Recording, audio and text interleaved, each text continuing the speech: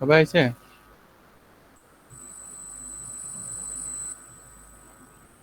সবাই আছে নেবে?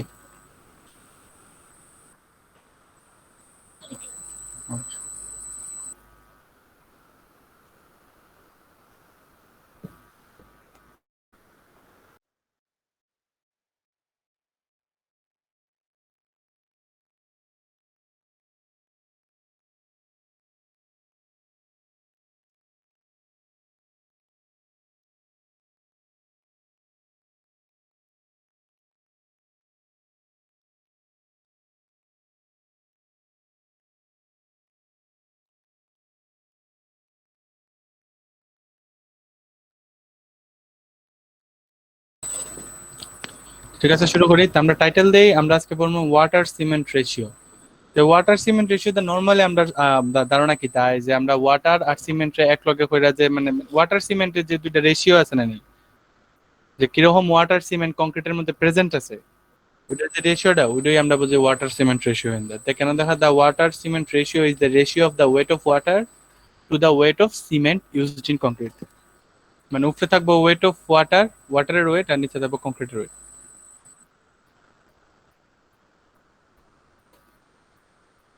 একবারে মানে সিম্পল ভাষায় ওয়াটার সিমেন্ট রেশিও দেখে তো বোঝা যায় মানে ওয়াটার সিমেন্টের একটা রেশিও, ঠিক না? রেশিও বলতে কি তা বুঝি মানে একটা ডিভাইডেড বাই আরেকটা, উপরে থাকবো ওয়াটারের weight, weight of water WT of water, আর নিচে থাকবো weight of cement WT of cement. এই যে রেশিওটা এটা হলো গিয়া ওয়াটার সিমেন্ট রেশিও, যেটা ডাইরেক্টলি ইয়ের উপরে এফেক্ট করে, কংক্রিটের স্ট্রেংথের উপরে এফেক্ট করে। এই জিনিসটা আমরা লিখি কোনটা ওয়াটার সিমেন্ট রেশিও। হ্যাঁ ইম্পর্টেন্ট।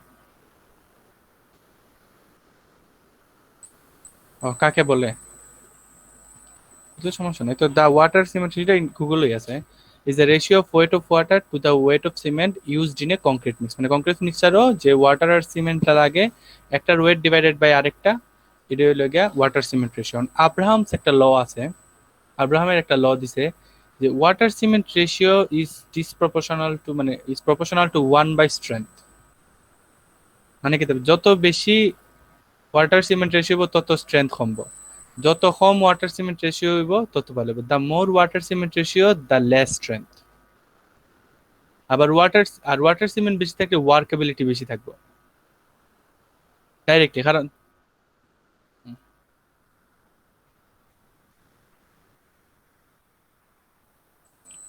আজকে পুরো কংক্রিট শেষ করলাম। ইকোনমিক্স আর করে ইকোনমিক্স এখন আমি আরেকটা টপিকে জাম্প করবো। না আজকে না, মানে এখন তো দুইটা মানে উপরের এ পার্টের এক সেট, দুই সেট কমপ্লিট করে লিছি। এখন পার্ট বি নিচের দুই সেট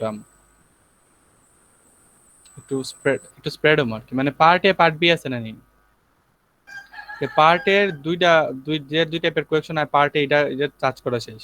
এখন পার্ট বি দেখা আর দুইটা দেখমু, এরপরে আবার পার্ট ওয়ান এ তাম সিরিয়াল লাগে তোমরা র্যান্ডম আঁকামো।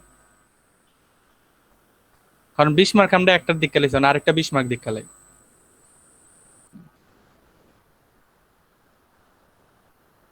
মানে জিটিপি চিটিপি তাহলে আর কি। ইকোনমিক্স তো ফুললি পার্ট 2। উম, এমনে পার্ট টু, বাট এর নিজস্ব তো হোল্ড করে না নি। হ্যাঁ হ্যাঁ। আচ্ছা এট লিস্ট মানে ধর এই বছর আমরা কম ফল মানে কম দিয়ে দিলেও কিন্তু স্যারে তো ঠিকই 6টা কোয়েকশন দেবো, এটার থেকে আমরা কমাই দিব, বুঝছিস না? কাজেই তখন ক্রিয়েটিভ কোয়েকশন করবো, কমই দিব 30 মার্কের পরীক্ষা। আচ্ছা, অ্যাকাউন্টিং আর ইকোনমিক্স মিলাই 30 না? হ্যাঁ।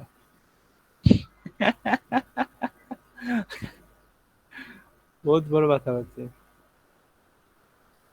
হ্যাঁ।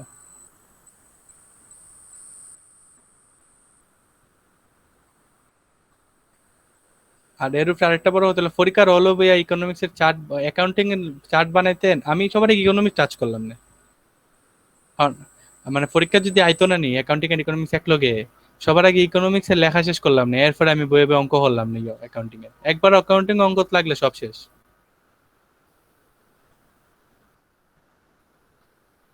অঙ্ক সুজা বাট ব্রড না নি। আর হলো ওয়ার্ক মানে ওয়াটার সিমেন্ট রেশিও হয় রে, water 1 WC, amount of water increases the workability of concrete পারবো আর কি, সমানুপাতিক। কারণ তো আমরা জানি যদি আমরা কংক্রিট মিক্সের মধ্যে যদি জলের পরিমাণ বেশি থাকলে আমরা মুভ করতাম পারবো ইজিলি, কিন্তু স্ট্রেংথ সবসময় পাইতাম না আর কি। আর যে রেশিওর ফ্যাক্টরটা সেটা লিখালাইজ যে the amount of water or cement ratio is 0.35 থেকে 0.65 এর ভিতরে থাকে। রেশিও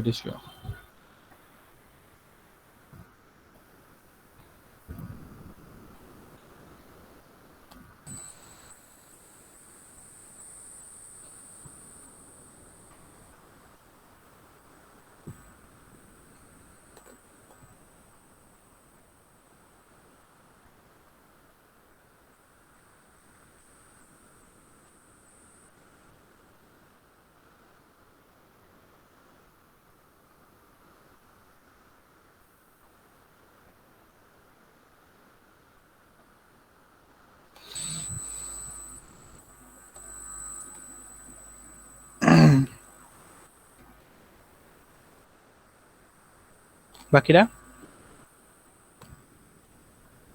তাজকিয়া। শেষ। ওকে।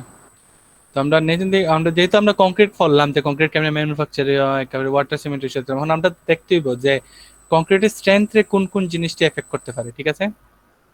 আমরা এখন দেখবো factors affecting strength of concrete, title দেই।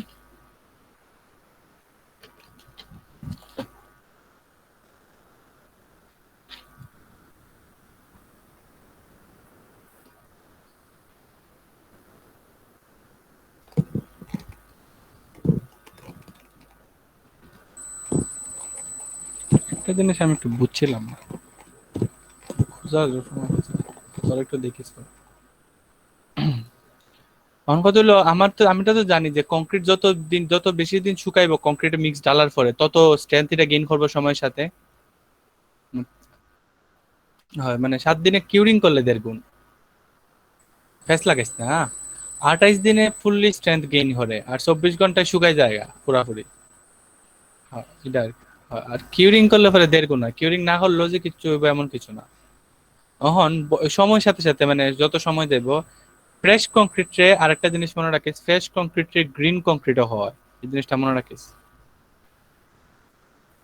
এইচ দিয়ে দিছে মানে যত সময় যাবে আর কি। একবারে ফ্রেশ কংক্রিট যদি 100% স্ট্রেংথে থাকে 3 মাস পরে এটা 80% আয়, 6 মাস পরে এটা 70% আয়, 1 বছর পরে এটা 60% আয়, আর 2 বছর এটা 50% স্ট্রেংথ হয় পরে।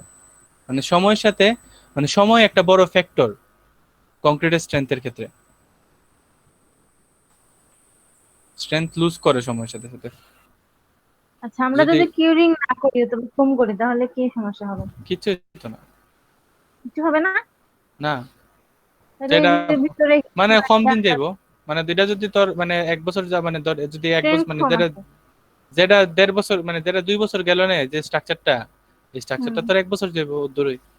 আহ, কিন্তু কিউরিং করলে তো এমন না যে কিউরিং করলে তোর কস্টিং হইতো না, জল দিলে কস্টিং লাগবে না, মোটর সারা লাগবো না, হুম, তোর যে লেবারটারে তো জল দেবে ওই লেবারটা তো লাগবো, হুম। এরকম আর কি। সময়ের সাথে সাথে সময় একটা বড় ফ্যাক্টর করে কংক্রিটের লেগে, যেটা আমরা এর লেগে আমরা কংক্রিটের মধ্যে কিছু অ্যাডমিক্সচার দিয়ে আমরা স্ট্রেংথ বজায় রাখা লাগে আর কি, যাতে বোঝেন। একটা জিনিস মনে রাখিস, যদি কংক্রিটের স্ট্রেংথ লেস দেন 50% হয়ে যায় then concrete can not be used in our structure. আর এটা আমি আলাপ করতেছি ওই যে কিউবটি ধরে রাখছিলাম না, কিউব টিউব এটা কংক্রিটের কিউব বানাইছিলাম না, ওইটির টেস্টের উপরে ভিত্তি করে আমি তা হয়েছে আমার স্ট্রাকচারের ইউজ করার আগে আমি ইত্যাদি গেলাম আর কি, বুঝছিস না? আর একটু আচ্ছা মেইন দেখি কথা দেখি। কিউরিং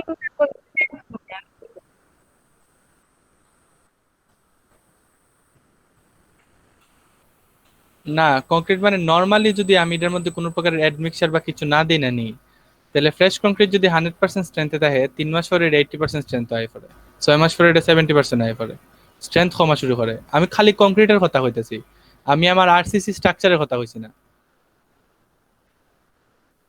বুঝছস না? আমি যখন আরসিসি স্ট্রাকচার দিমু তখন আমার কংক্রিটটা ধরে রাখবো আর আরো বেশি দিন টিকবো, মানে যদি আমার এটা 100% স্ট্রেংথ লুজ করার বদলা এটা আরো কম স্ট্রাকচার স্ট্রেংথ লুজ করবো, বুঝছস না? আমি তো হ আমি তো খালি কংক্রিট দিয়ে বিল্ডিং বানাইতেছি না, ঠিক না? আমি তো অ্যাটলিস্ট আরসিসির বিল্ডিং বানাই বা রড দেই ভিতরে, অ্যাটলিস্ট মানে অ্যাডমিক্সচার টাইপ কিছু একটা দেই।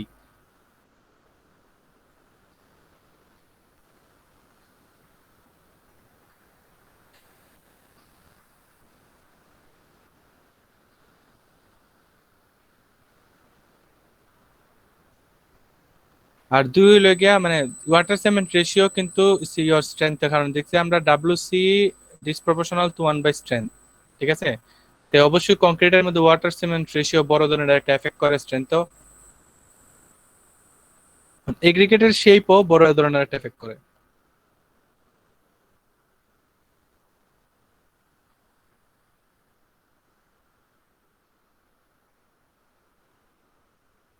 কদ্দূর লিখছি আমরা?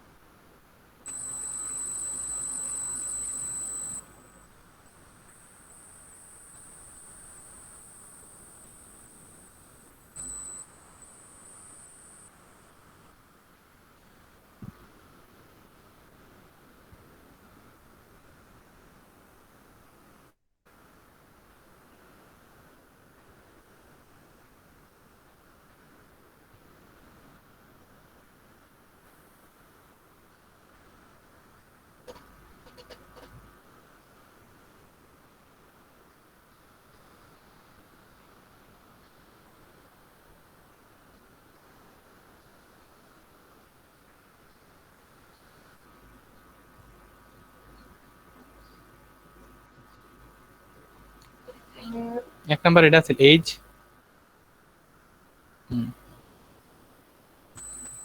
আর তাহলে তো আমরা জানি এগ্রিগেট কিতে কিতে আছে, কোন কোন শেপের এগ্রিগেট আছে?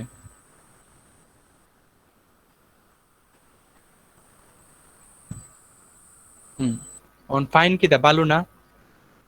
বালু গুল্লু শেপের হয় না? আর এঙ্গুলার সুক্কা সুক্কা হয়। এটি তোরা ফরাইলাম না যে ওই সার্কুলার এঙ্গুলার এগ্রিগেট লয়ে যখন সেন্ড ফরাই, বুঝলেছ তো? তো ওইটাই আর কি, যে এগ্রিগেট দুই প্রকারের আছে, সার্কুলার আর একটা এঙ্গুলার। হ্যাঁ সার্কুলারটা বালু আর এঙ্গুলারটা হইলে গিয়ে পাত্তর টাত্তর। আবার কি না না সার্কুলার আবার কিছু আছে, সার্কুলার বালু না, এটা এটা কোর্স এগ্রিগেটের কথা হইতেছে। সার্কুলার এখন আমি তোরা দেখাই সার্কুলার কোনটা এঙ্গুলার কোনটা। এগ্রিগেট ফরাইছে মানে এগ্রিগেট ফরাইছে জানি না আমি, এগ্রিগেট ফরাইছে নেইও ফরাইছি তো স্যান্ডের মধ্যে হয়ে দিছিলাম আমি। এগ্রিগেট দেখলাম না অসুবিধা নেই। এগ্রিগেট কিটা দেখবো দেখেছে। এগ্রিগেট তো কংক্রিটের মাঝে না, কংক্রিটের মধ্যে। কংক্রিটের মধ্যে তো। বুঝলেছ কি? সার্কুলার কংক্রিট, ওই যে সাদা পাতাটা তোর সার্কুলার কংক্রিট কিতা হয়, সার্কুলার এগ্রিগেট।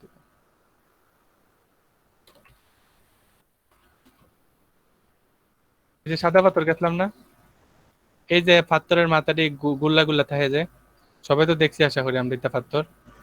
এই পাথরটি হলো সার্কুলার পাথর আর কি, বুঝছিস নি? এটা আমরা এগ্রিগেট হিসেবে ইউজ করতাম কইলে পারি, তো আবার বালি বুঝছি না। তুই না কইলে একটু আগে না না বালি আমি না তোকে ভুল হইলিছি। ও আমি না কোর্স এগ্রিগেট আলাপ করতেছিলাম আর কি। আচ্ছা কোর্স এগ্রিগেট মানে কংক্রিটের কোর্স এগ্রিগেট আর কি। মানে তারপর আর কিছু এগুলা পাথর এরকম গোল গোল পাথর পাওয়া যায় না, হুম আবার কিছু কিছু অ্যাঙ্গুলার দেখা যায় অ্যাঙ্গুলার কোনটি, এই যে আগাড়ি সুক্কা সুক্কা পাথর ভাঙ্গা ভাঙ্গা ওইটি। ওগুলো তো খাটা পাথর মনে হয়। খাটা পাথর বা কিছু পাথর এরকম পাওয়া যায় আর কি, বুঝছিস ভাঙ্গা ভাঙ্গা অটোমেটিক। ওই দেখ অ্যাঙ্গুলার আর রাউন্ডেড আর কি।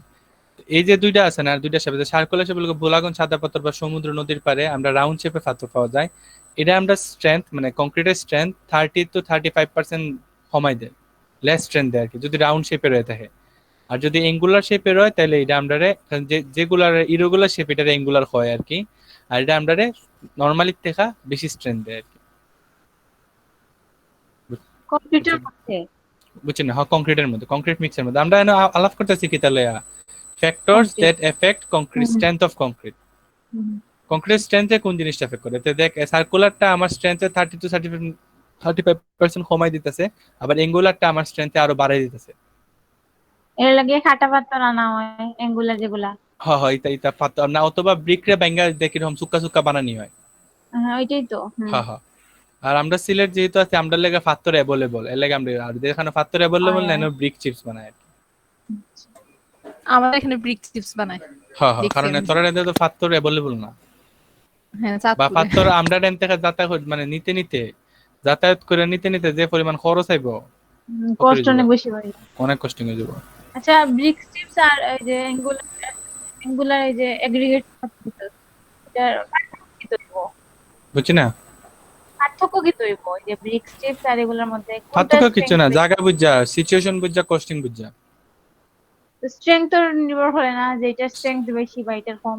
হ্যাঁ স্ট্রেংথ তো অবশ্যই এঙ্গুলারের বেশি, মানে নরমালি যেটা জেনুইন আসল স্ট্রিপসটা মানে একটু বেশি। জন্মই হইছে পাথর হইয়া, আর যেটা আমরা আলাদা মাটির থেকে পাথর বানাইছে দুইটার মধ্যে তফাৎ আছে হ্যাঁ না, আর বুঝছিস না এরকমের।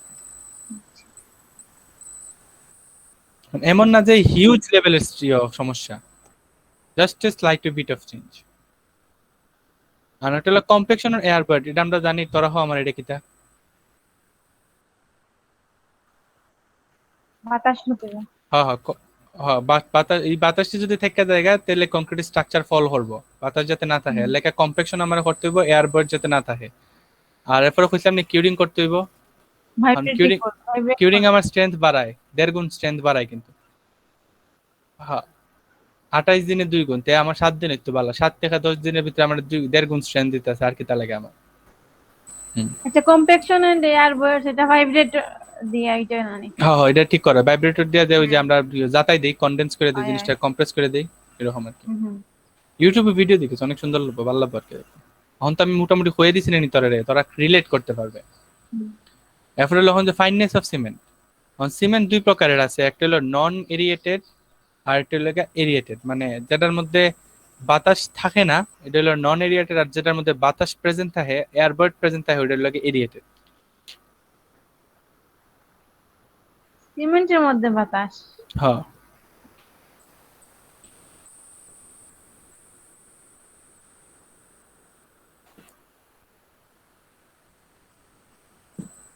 নন এরিয়েটেড আর এটা হলো এরিয়েটেড। ফাইনেস অফ সিমেন্ট মানে কি? ফাইননেস ফাইননেস ফাইনেস মানে সিমেন্টের গুণগত মানের হিসেবে হওয়া হইতেছে আর কি। এটা তো মিহি মানে ফ্যাক্টর বয়স, আবার বা তুইও হইতে পারস, মানে কেন সিমেন্টের গুণগত মান লয়ে হওয়া হইতেছে আর কি। হ্যাঁ যেমন দেখ কেন দেখ, যত বেশি ফাইননেস তত বেশি স্ট্রেংথ, আর এরিয়েটেড লেগে কোনো এফেক্টই নেই, নো এফেক্ট। মানে এটা স্ট্রেংথ এফেক্ট করেই না, মানে স্ট্রেংথ তো কোনো প্রকারের এফেক্ট করেই না আর কি। কোনটা? এটা সিমেন্টের ক্ষেত্রে, এটা তো কংক্রিটের না। এটা সিমেন্টের সিমেন্টের, ক্ষেত্রে বাতাস না হলে সিমেন্টের কোনো কিছু সমস্যা? এয়ার বার্ডস বাতাস না, বুঝছস না, এয়ার বার্ডস ডাইরেক্ট বাতাস না। এয়ার বার্ডসটা মানে কিছুটা বুঝছি লাগে একটা ওই যে সাবানের আর কি, বুঝছি সাবানের যে ফেনার একটা মতো যেরকম আর কি, একটা জাস্ট একটা গুল্লা স্পেস সৃষ্টি তৈরি করে, হয়। একটা স্পেস ক্রিয়েট করে আর কি। এখন এটা সিমেন্টের মেটেরিয়ালের কারণে থাকতে পারে আর কি, বুঝছস না। যেগুলো সব ইফেক্ট করে না স্ট্রেংথ। না এটা মানে এরিয়াতে যদি বাতাস থাকে তাহে কোনো এফেক্ট করে না আর কি, মানে স্ট্রেংথ তো কোনো প্রকার আমরা কইছি এয়ারবার্ড থাকলে হয়, কিন্তু এটা এগুলো উই কি বলছো এয়ারবার্ড না। এই যে নন এরিয়েটেবল? আর দেখলেছি যেটার মধ্যে এর বা এয়ারবার্ডস প্রেজেন্ট থাকে এটা এরিয়াতে, আর যেটার মধ্যে এয়ারবার্ড প্রেজেন্ট থাকে না এটা ইয়ে আর কি, মানে কোয়ালিটির যেমন ধর কইলাম না আমি 800 টাকার বস্তা সিমেন্ট আর 200 টাকা বস্তা সিমেন্টও আছে, বুঝাছত না নি জিনিসটা? মানে যদি 800 টাকা কই 800 টাকা বস্তা 50 কেজি, কই 200 টাকা বস্তা, কিছু তো তফাৎ দিব না। বাট স্ট্রেংথ তো প্রভাব করে না, মানে ইফেক্ট করে না, এই তো হয়েছে কি। স্ট্রেংথ তো এরিয়াটেড এফেক্ট করে না কোনো আর কি। আর এটা যদি আমরা লই তাহলে এটা আমরা লেগে ভালো আর কি। নন এরিয়েটেডই যদি হয় তাহলে আমার ফাইননেস যত বেশি হবে আমার স্ট্রেংথ তো তত আমরা বেশি প্রোভাইড দাম করবে। দিয়ে কিনতাম সিমেন্ট, এই তো আমরা কম দামে দিয়ে দিই। না কম দামি দিয়ে আমরা স্ট্রেংথ এফেক্ট করে, কারণ খালি কম দামি দিয়ে খালি তুই একটা দিক দেখতেছিস, আমি সিমেন্টও ও ফরাইছিলাম আচ্ছা না, আচ্ছা, সিমেন্টে তাহলে অনেক এয়ার কিছু আছে, বয়েডের দিক। ও আচ্ছা, এটা খালি এয়ারবার্ডের দিক থেকে আর কি, যে ও যদি আচ্ছা এয়ারবার্ড ঠিক থেকেও থাকে তাও কোনো সমস্যা নেই আর কি। এয়ারবার্ড থাকার কারণে একটা নতুন ম্যাটেরিয়াল তৈরি হয়, সিমেন্টের নাম রাখলে আমি লিখছিলাম।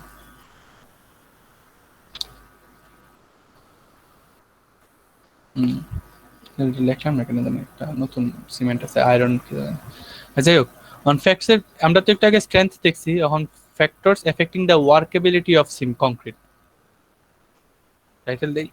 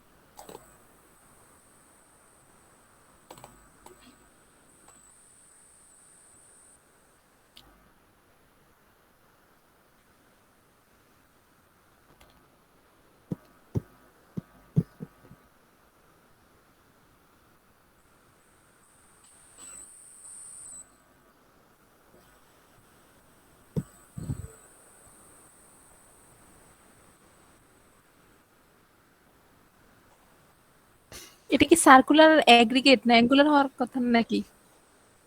হুম, এটা অ্যাঙ্গুলার, মানে অ্যাঙ্গুলার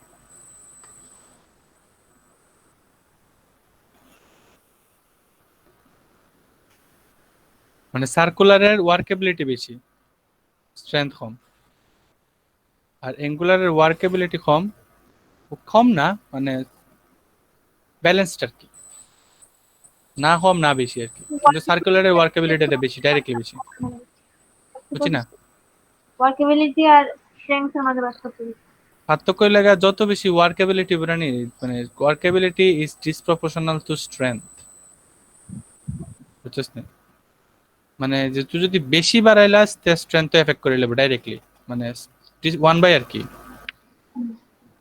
তুই জিনিসটারে লড়াই মানে নিতে পারবে এক জায়গায় তার এক জায়গা, মানে ট্রান্সপোর্ট করতে পারবে, কাজ করতে পারবে খুব আরামসে, কিন্তু যদি ওয়ার্কেবিলিটি বাড়াইতে গিয়ে তুই সেগ্রিগেশন লই ফরস তাহলে কংক্রিট শেষ।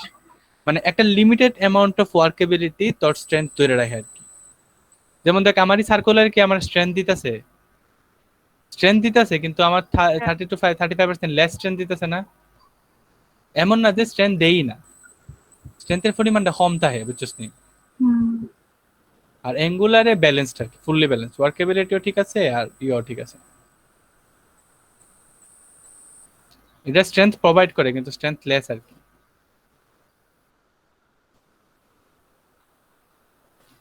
আর ওয়ার্কেবিলিটির মধ্যে ওয়াটার সিমেন্ট রেশিও, আচ্ছা ওয়াটার সিমেন্ট রেশিও বাড়লে আমরা কিটা জানি, একটু আগে লেখা দিছিলাম।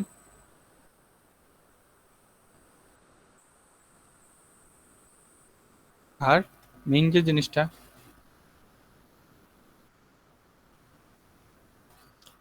আমরা এখন ওয়ার্কেবিলিটি নিয়ে আলোচনা করতেছি। Water cement ratio directly proportional to workability. আর air entraining, air entraining বলতে ওই যে যত বেশি বাতাস ঢুকবো মানে এয়ার ভয়েডস,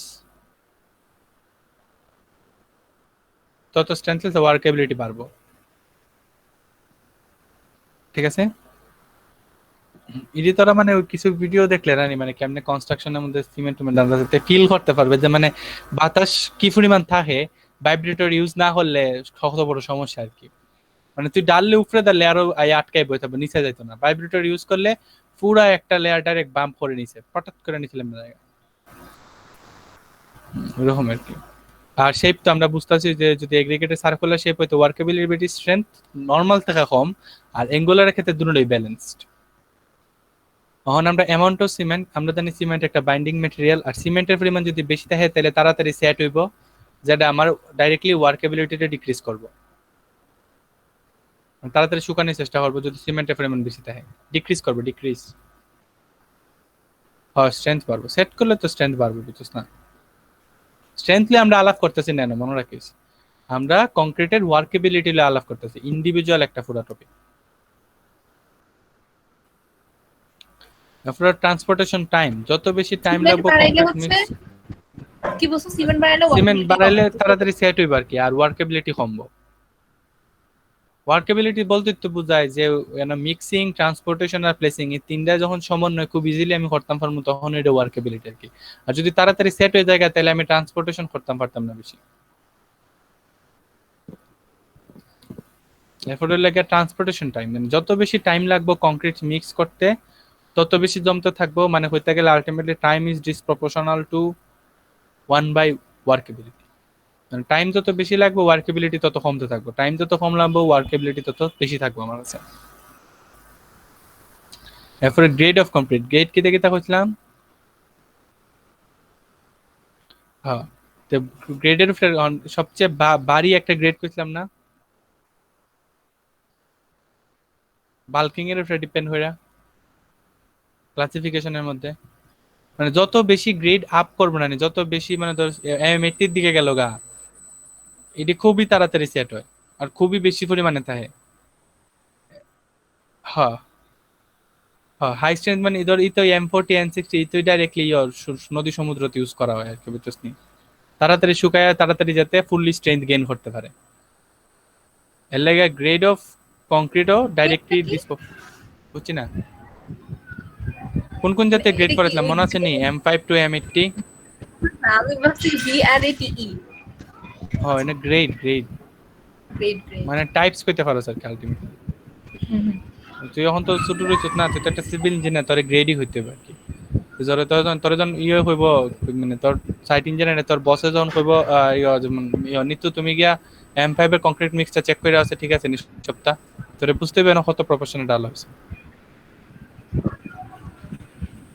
5:10, 5:10 দিয়ে শুরু হয়, এরপরে কমতে শুরু করে আর কি। এটা কি এরপরে 1 মানে is to 5 is to double 10 থাকে কি? সবসময়।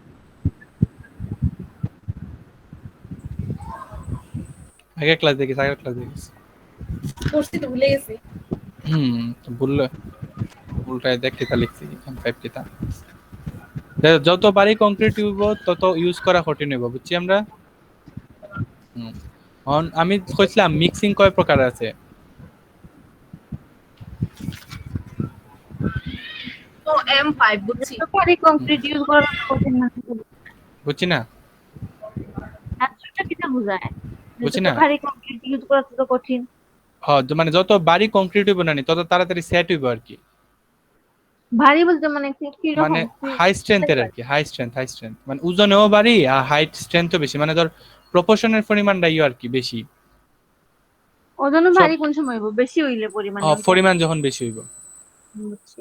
আর মানে ধর যদি জিনিসটা বেশি ভারী হয় না তুই নর্মালি যেমন ধর 1 কেজি সিমেন্ট তুই আত হইরা লয়ে যেতে পারবে, এখন তুই 100 কেজি সিমেন্ট তুই আত হইরা লয়ে যেতে পারবে, না না। ওইরকমই আর কি।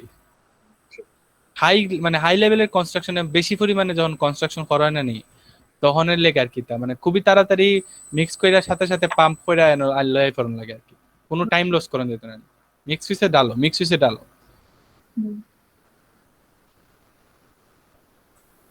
আর এরপরে লাগে আমি পড়াছিলাম না মিক্সিং দুই প্রকার, একটা নমিনাল আর একটা ডিজাইন মিক্স। নমিনাল কিটা না না এটা তো মিক্সিং বি। আমি দেখ শুরুর দিকে গ্রেডও যখন দেখাই দিছিলাম, দেখ গ্রেডের পাশে এম দিয়ে মিক্সিং বুঝায়, মিক্সিং নমিনাল আর ডিজাইন মিক্স। হ্যাঁ, নমিনাল মিক্স হলো এই যে প্রপোর্শন আছে না, যে ওই যে 1:5:10, নমিনাল মানে এই প্রপোর্শনটা ফিক্স করা থাকবে। আর ডিজাইন মিক্স হলো গিয়ে এই প্রপোর্শনটা তুই বেরি করতে পারবে, তুই যেন সাইড একের জায়গায় সাইড দিতে পারবে, তোর রিকোয়ারমেন্টের উপরে ডিপেন্ড করে, বুঝছস? তোর যদি লাগে যেন প্রপোর্শন তুই চেঞ্জ করতে, তখন তুই ডিজাইন মিক্স করে দেবে। আর এটা হলো প্রিসেট আর কি, মানে প্রি ফিক্স অথবা predefined or predetermined আর কি, মানে যে প্রপোর্শনটা ফিক্স থাকবে M5 এর লাগা ওইটাই তুই বয়বে আর কি, নমিনাল মিক্স করে দেবে আর কি। নমিনাল মিক্সে মানে এটা আলাদা ওই টপিক। আমার কিন্তু আছে 6টা পর্যন্ত আমার ওয়ার্কেবিলিটি শেষ, আমরা এখন নতুন টপিক আই করছি, ঠিক আছে? হুম। তো নমিনাল মিক্স এটা একটা প্রিফিক্স। অন এগ্রিগেট সাইজ থাকে নমিনাল মিক্সের মধ্যে, এগ্রিগেট বলতে এটা ফাইন এগ্রিগেট মানে সেন্ডের ক্ষেত্রে হইতেছে আর কি, যে 20 মিলিমিটারের নিচে। এখন যে স্যান্ডটা ইউজ করা এটা হলে জোন 2 স্যান্ড ইউজ করা নমিনাল মিক্স, যে 1:5:10 দিন আনি এনে যে 5 এর যে স্যান্ডে ইউজ করা এটা হলো গিয়া জোন 2। এখন আমরা জোন 2 কোনোদিন শুনছি না। তাহলে আমরা দেখি ফাইন এগ্রিগেট আর কোর্স এগ্রিগেট। আচ্ছা আমি একটু বুঝাই দিই তারপরে দেখিস, তাই বুঝতে পারবে কেমন সাজায় লিখতে পারবে না, তো আমি সাজায় লিখছি না কিছু। হ্যাঁ, কারণ আমরা তো জানি ফাইন এগ্রিগেট আর কোর্স এগ্রিগেট লাগে, যেমন 1:5:4। হ্যাঁ, এখন আমরা কি জানি কোনটির সাথে কোনটি মিক্স হয়, মানে কোনটির সাথে কোনটি কত পরিমাণে মিক্স হয়? মানে তোর এন কোনটির সাথে কোনটি মিক্স হয়, মানে ধর কোনটার সাথে কোনটা কি পরিমাণে মিক্স হইতেছে, মানে এই দুইটা প্রপোর্শন তো আমরা জানি,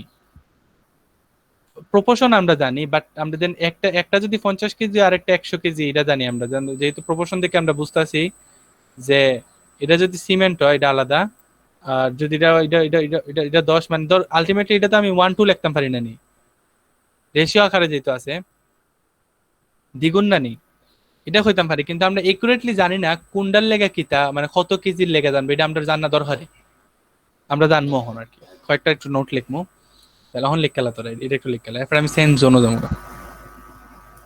মানে ধর আমি কইতাছি তুই প্রপোর্শন জানতাছস, কিন্তু ধর M5 এর লেগা কত কেজি আমি এই দুইটা লমু এটা আমি কিন্তু জানি না, ওইটা জানবো আমরা, যেটা যাতে তোরা মুখ হয় একটা জানলে আরেকটা জানবো, অঙ্ক হয়ে জানবো আমরা।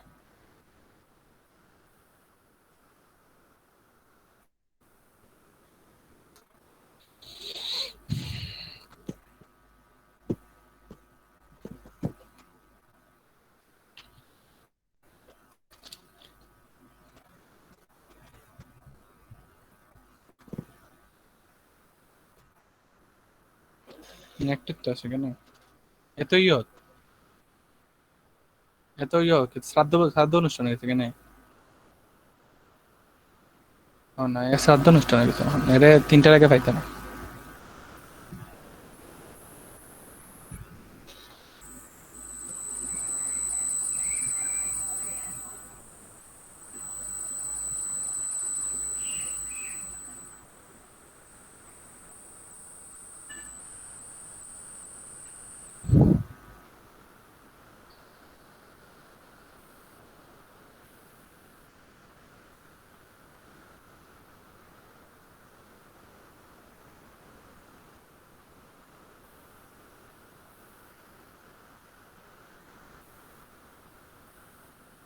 দেখছি। এখন থেকে আমরা সেন্ট জোন সম্পর্কে জানি। সেন্ট জোন বলতে কি তা বোঝায়? সেন্ট জোন 6 প্রকার আছে, zone 1, zone 2, zone 3, zone 4। Zone 1 এর সেন্ট হলো ভেরি কোর্স, মানে কোর্স বলতে আমরা কি তা বুঝি, ওটা একটু মুডা, মানে সেন্টের যে সাইজটা আছে না, নি সাইজটা একটু বেশি বড় বড় সাইজের। আর জোন 4 এরটা হলো গিয়া সাইজটা হলো একবারে একবারে মিহি মিহি যেটা হয়। হ্যাঁ, আর জোন 3 হইলে গা মানে বেশি মিহিও না বেশি কোর্সও না, মিহির একটু আগের সাইড, এটা স্ট্রাকচারাল ওয়ার্কও বেশিরভাগ ইউজ করা হয়। আর জোন 2টা আমরা বেশিরভাগ নমিনাল মিক্স ইউজ করি আর কি, মানে কোর্সের থেকে একটু ছোট আর কি, ডিপেন্ড করে করে এই সাইডটা জোনের আমরা ইউজ করি আর কি, বুঝছিস? একটা জিনিস মনে আর কি, সেন্স জোন যাতে তোর কাছে আননোন না থাকে। 4টা সেন্স জোন আছে, জোন 1, জোন 2, জোন 3 আর জোন 4। কোনটা সেন্স জোন লেখা নাই তো সেন্স, আমি কি তা জানি? আমি কি জানি? আমি পড়তে পড়তে যে কথা সামনে হয়েছে আমি ওইটা লই হয়েছে আর কি। এখন সেন্ট জোন, আর 10 পিস।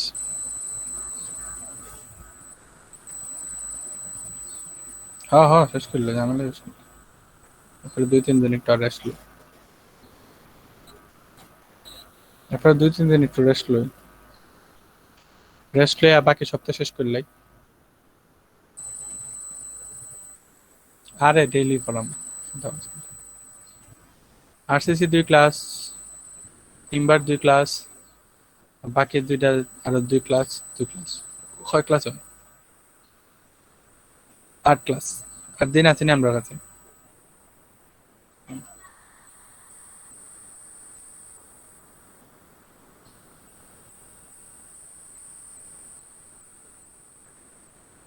এর মধ্যে তো প্রেশার করানি যায়, অসুবিধা নাই। প্রেশারেস্ট করানি যায়, অসুবিধা না, প্রেশার দিয়ে টান দিয়ে শেষ করলাম।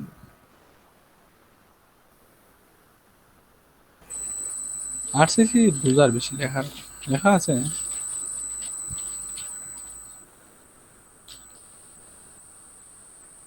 তখন আমরা একটা টেবিল লিখবো যে এই যে ফোন বেশিরভাগ ক্ষেত্রে মানে 20 পর্যন্ত 20 গ্রেডের ওই ফিজিক্যালি আমরা বেশিরভাগ ইউজ করি, মানে একবারে বেশিরভাগ এই জিনিসটি জানা রাখা জরুরি, এরপরে পরের গ্রেডেরটি জানা রাখা লাগে না।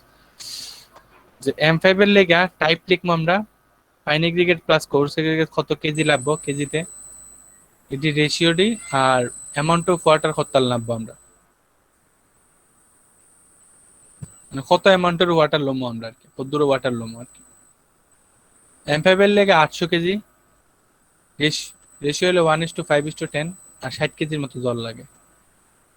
M7.5 হলো গিয়া, M10ও গেছিলাম আমরা, 7.5টাও আছে না, বেশিরভাগ ইউজ করা হয় মানে মডিফাইড একটু, 2 কম, 1 কম আর 2 কম। 625 কেজির মতো লাগে ফাইন এগ্রিগেট আর কোর্স এগ্রিগেট। কোনটা কত লাগে এটা কিন্তু তখন আমরা জানি না, টোটাল লাগে 600 800 625 কেজি। আর রেশিও দা বাইর হন না অঙ্ক হয় না। পরে এটার মধ্যে জল লাগে হলে গিয়া, পানি লাগে আর কি 45 কেজি। M10 এর ক্ষেত্রে 480 কেজি, রেশিও লাগে অত আর জল লাগে অত। M15 হলে অত, রেশিও তত আর 32, এটা মুখস্থ রাখা লাগবে আর কি। 60 45 34 35 আর 30।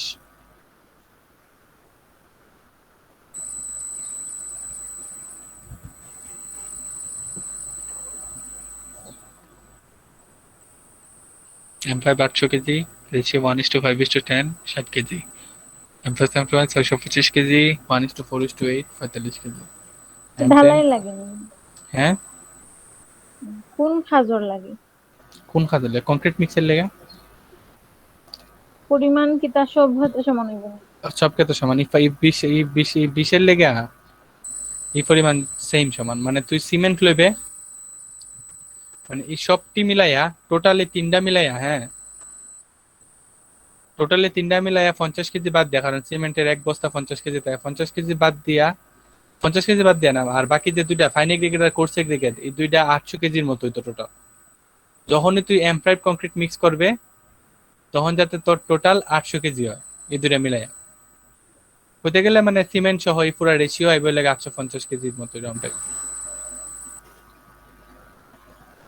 এর মুখস্থ থাকা লাগবে আর কি, তো কত কংক্রিট কেজি তো শুধু আমরা ইয়েতে ইউজ করি না, ওই যে কিতাব ইউজ করি। ঢালাই ঢালাই ক্ষেত্রে হ্যাঁ ডালাইয়ের খাজা আছে, আরসিসির খাজা ইউজ বিম, করি আমরা কংক্রিট, পিসিসির খাজা আমরা ইউজ করি কংক্রিট, তারপরে আমরা নিজে আরএমএস এর খাজা ইউজ করি। পরিমাণ দিলে, বাট সব জায়গায় তো সমান লাগতো না, বুঝছি না, বেশি লাগবে আরো। বুঝছি নাকি সব তাহলে? সব বিল্ডিং বা কনস্ট্রাকশন যেটা হোক সব জায়গায় তো সমান লাগতো না, কেন লাগতো না?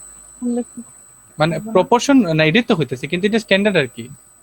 ও মানে তুই তখন প্রপোর্শন কমাই দিবে না যখন তোর লাগতো না, তুই তখন এটা হ্যাঁ, লইবে। যেমন ধরো দেখ মাত্র 250 কেজি লাগে M20 লেগা, বুঝছিস নাকি তা কইছি? হুম, তুই যখন ফার্স্ট ফার্স্ট মানে প্রপোর্শন কত লইতেছ দেখ, 5 আর 10 একের সাথে, আর এনে দেখ 1 2 আর 4, 1 3 আর 6, আর এনে দেখ 1 1.5 আর 3, বুঝছস না?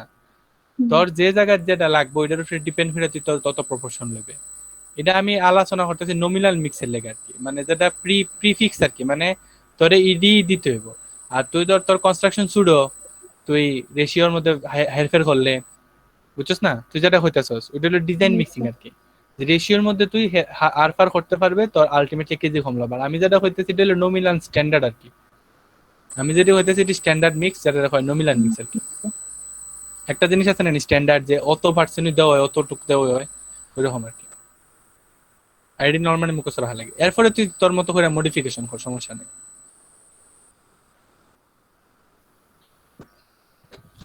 বুঝছি। লিখছি। অহন আমরা যদি হয়, আমরা তো দেখছি এনে যে 250 কেজি, এটা কিতা কিতার যোগফল। Course aggregate. এখন যদি আমার ওই 250 কেজির মধ্যে ফাইন এগ্রিগেট কত আছে আর কোর্স এগ্রিগেট কত আছে, এটা বাইর করে দেখি আমরা এখন। হ্যাঁ, দেখ M5 এর লেগা ফাইন এগ্রিগেট আমরা বাইর করব, M5 এর লেগা। M5 এখন M5 এর রেশিও কিতা জানি আমরা, 1:5:10 না? এটা বুঝতে খালি তোরা, যে মানে M5 এর লেগা ফাইন এগ্রিগেট যদি বাইর করতে হয়, আমরা টোটাল আছে লেগা 800 কেজি, তো 1:5:10। এখন যদি 1:5:10 রে আমরা ইয়ে করি, একটু ভাঙ্গি, যে কারণ 5/10 রে আমরা 1/2 ও লিখতাম পারি। হ্যাঁ, তখন যদি এই দুইটার আমরা যোগ করি, যে এই যে দুইটা রেশিও 2+1 3 করি, আর আমি যেহেতু দুটারে এক্স বাই হলো এক্স এক্স প্রপোর্শনে ধরে রাখলাম, যে না পুরো মানে হ হ ফাইন এগ্রিগেট। আর 1 হইলে গিয়ে সিমেন্টের 1 প্রপোর্শনে 1 কেজি, আর 1 কেজি সমান 1 ব্যাগ। এক ব্যাগও 50 কেজি থাকে, একটু উপরে দেখি, বুঝছি একটু না? হালকা উপরে। এই থাক থাক একটু। হুম। আর আমি তো ইন্টারনাল এটার এক্স ধরলাম, যেহেতু আমার আলটিমেটলি এক্স এর মান মানে আমার ফাইন এগ্রিগেটের মান লাভ, বুঝছিস নি?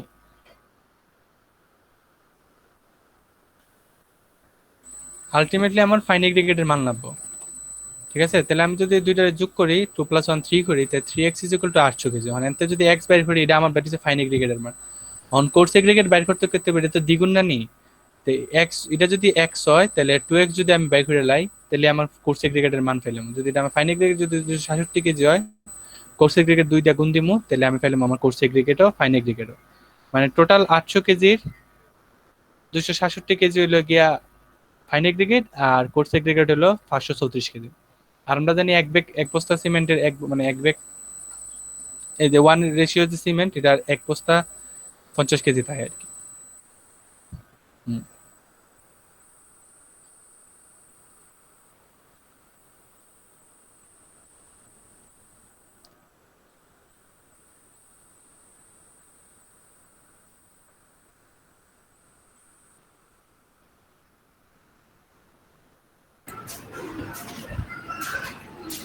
এখানে কি করছি, x+5x এগুলো কি যোগ করছি? হুম। না না না না না, আচ্ছা তুই আবার দেখায়, আরেকটা দেখায়, ফ্রেশ দেখায়। মানে ধর আমি এখন M10 এর লইলাম, হ্যাঁ, M10 এর এই জায়গাটা ফাইনাল কোর্স আমি দেখা দিতেছি। M10 এর ফাইনাল কোর্স কত? Hello, 480 KG. M10 এর ফাইনাল কোর্স আমি যে উপরে লেখা দিছি কত কেজি? M10 হচ্ছে ইয়া মানে 480। 480। 480। 480। 480 এর মধ্যে ফাইন এগ্রিগেট কত আনা আছে আর কোর্স এগ্রিগেট কত আনা আছে, আমরা এটা 480। আইডেন্টিফাই করবো। ঠিক আছে, এখন আমরা জানি এটা রেশিও, জানি এটা রেশিও লাগে 1:3:6। অন 3 আর 6 এর দিকে আমরা কাজে লাগে এটা, কারণ এটা হলো ফাইন এগ্রিগেট আর কোর্স এগ্রিগেটের রেশিও। এই রেশিওটা যদি আমরা ভাঙি, 3/6 আমরা লিখতাম পারি 1/2। অন 2+1 আমরা বা তুই জানো 6+3 দিয়েও করতে পারো, একই অ্যান্সার হবে। যদি 6+3 9 দিয়ে 480 ভাগ দিলে, বা 1/2 করে এলাম, তখন একই হতাম, ঘুরে ফিরে জায়গাতে যাবো। 1+2 আমরা 3 লিখতাম পারি, হ্যাঁ। আর যেহেতু আমরা এর বাইর করতাম, আমার এক্স এর একটা মান লাগবো, যেহেতু আমরা এক্স আননোন বাইর করতাম, আমরা 3x আলটিমেটলি আমরা জানি দুইটার যোগফল হইলে গেছে 480 তে, আমরা দুটোটার যোগফল আর যেটা আননোন আমি বাইর করবো এটা ধরে রাখলাম, = 480 দিলাম, আর এতে এক্স এর মান বাইর করলাম, তাহলে যেটা বাইরে এটা আমার ফাইন এগ্রিগেটের মান। আর যেহেতু ডাবল আছে কোর্স এগ্রিগেট, ফাইন এগ্রিগেটের যে মানটা যদি আমি ডাবল দুইটা গুণ দিয়ে দিই, তাই আমি আলটিমেটলি কোর্স এগ্রিগেট ফেলিতেছি। মানে আলটিমেটলি কত হলো, তুই যে রেশিও আছে দুইটা রেশিওর দুইটা গুণ দিবে, আর একটা এক্স ধরে নিবে ভেরিয়েবল, বুঝছস? আপ টু M থেকে 20 পর্যন্ত পুরোটা রেশিওই হাফ। এটি ইন্টারভিউর লেখা, আমরা মেইন পরীক্ষার লেখা না। আর হুম, তো বুঝছস? সোজা কথা তুই আমার সবসময় নেটে মনে হয় সমস্যা মানে এম এম এম M5 থেকে M20 পর্যন্ত যা দেওয়া থাকবো না নি, তুই এই দুইটার যে যত দেওয়া থাকবো ওটার তুই 3x ধরে লে, বুঝছস? আর এমনি যদি চেঞ্জ হয় তুই এটা রেশিও উচ্চা চেঞ্জ করতে পারবি, সমস্যা নেই। আচ্ছা এই 9 দিয়ে ইয়ে ভাগ মানে করলে কত? রেশিও যাই থাকুক আমি 3x নিব, তারপর হ্যাঁ হ্যাঁ, হচ্ছে আমি রেশিও যাই থাক ফাইনাল না, ক্রিকেট আর কোর্স তুই ক্রিকেট রেশিও সংখ্যাটা না বসিয়ে দিব। না আপ টু 20 পর্যন্ত তুই 3x ধরতে পারো, বুঝছস নি? এখন যদি রেশিওর মধ্যে আচ্ছা গড়বড় করে, হ্যাঁ যেমন 4 আর 8 লেখে, 4 আর 8 লিখলে তো সেম না নি, আর এটির বাইরে দেয় না আর কি, M20 এর বাইরে দেয় না, আলটিমেটলি হুম ঘুরে ফিরে 3x ই থাকে। 3x ধরে লেছে, আমি x এর মান বের করবো, আর আচ্ছা সিমেন্ট এই তো এক হাফটা বস্তা। কেন লিখছো? হাফটা লিখছি লেগে মানে 3/6 করলে কত হয়? এই হাফটা কেন? 3/6 লিখলে কত হয়? এই যে কইছি ও হাফ 3/6 লিখলে বুঝছি, হাফ হয়, তে যদি হাফ 4/8 দিই কত হয়? হাফ হয়নি। 5/10 যদি আমি করি তাও তো হাফ হইতেছে আমার, এলে হইতেছি M20 পর্যন্ত। M20 রেশিও কে দেখি আমরা, যেন 1.5/3 আছে, 1.5/3 তো হাফ, ঠিক না? এর লেগে আর কি হুম রাগ গাই ইয়ং কত বেশি ইম্পর্টেন্ট। দেখ আমরা একটা জিনিস লিখে রাখি, অ্যামাউন্ট অফ ওয়েট কংক্রিট, এটা সিসিটি হলো concrete, is equal to 1.52 metre cube of dry concrete. মানে এক ওয়েট কংক্রিটের 1 মিটার কিউব ড্রাই কংক্রিটের 1.52 মিটার কিউবের সমান, দেড় গুণ বেশি আর কি। মানে কত শুরুতে সিনক্রেচ হয়, পরে এক্সপান্ড হয় আর কি। চলে আছে।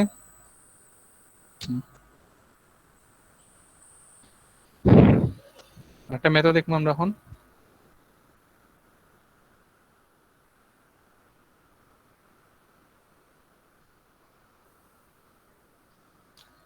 একটা দিকে আমরা ডেল একটা কোয়েকশন দেখি, যে to make 1 metre cube of M15 concrete, 1 metre cube M15 এর কংক্রিট যদি আমরা মানে বানাইতে হয়, then the volume of coarse aggregate কত, যদি ড্রাই কংক্রিটের কত পার্সেন্ট আর কি।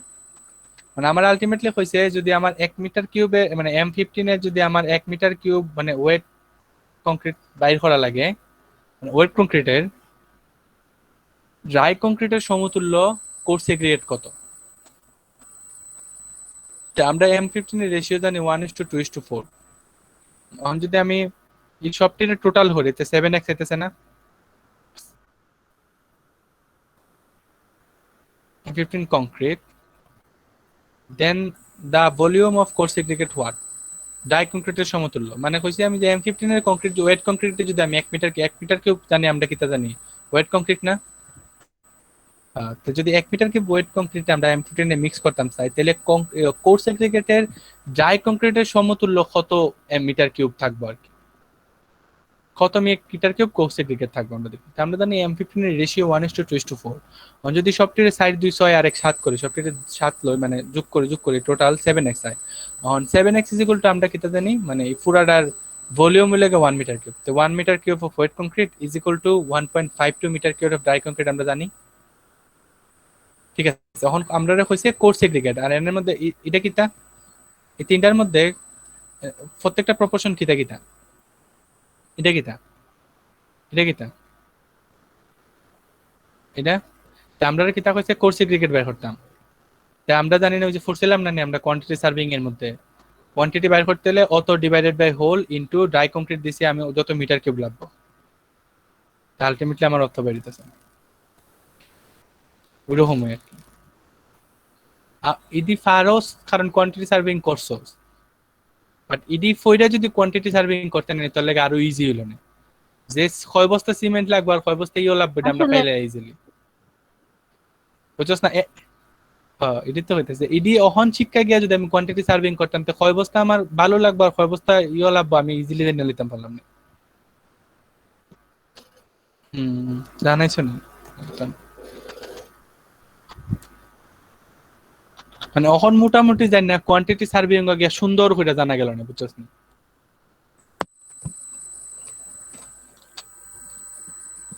এখন বাকি যে একটা আছে মডুলাস তোর অফ ওভারের ইলাস্টিসিটি। যায় দিস না ওটা।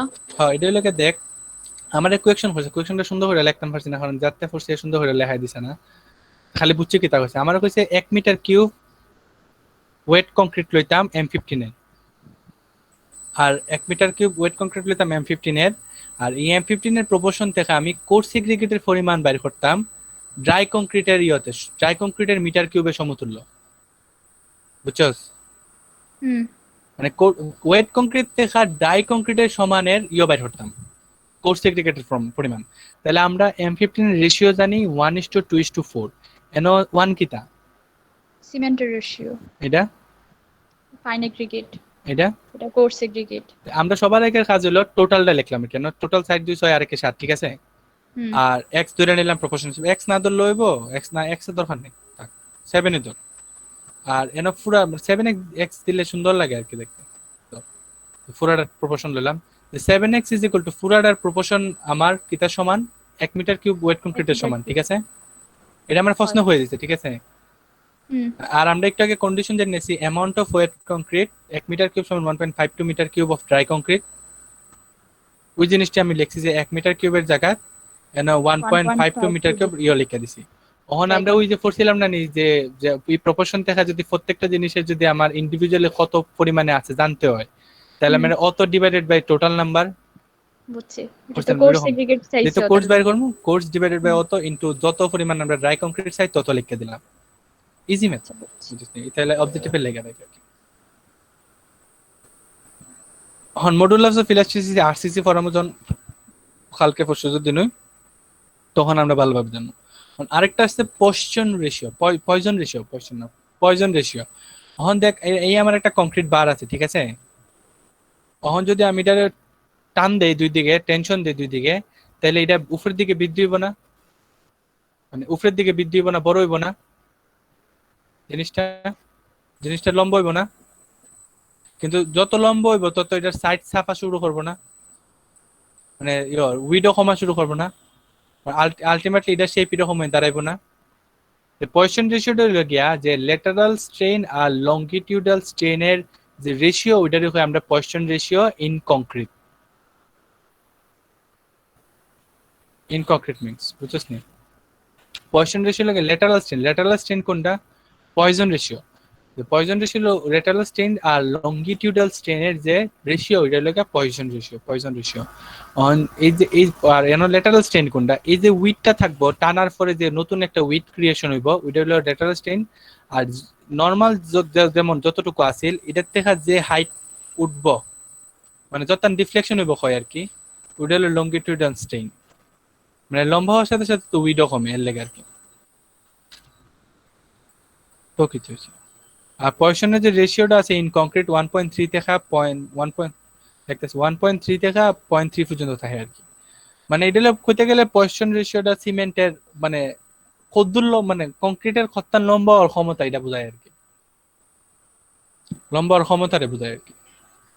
যে টান দিলে পরে 0.1 তে 0.3 বেশি লম্বা হইতে পারতো না কংক্রিট, এরপরে ভেঙে যাবে।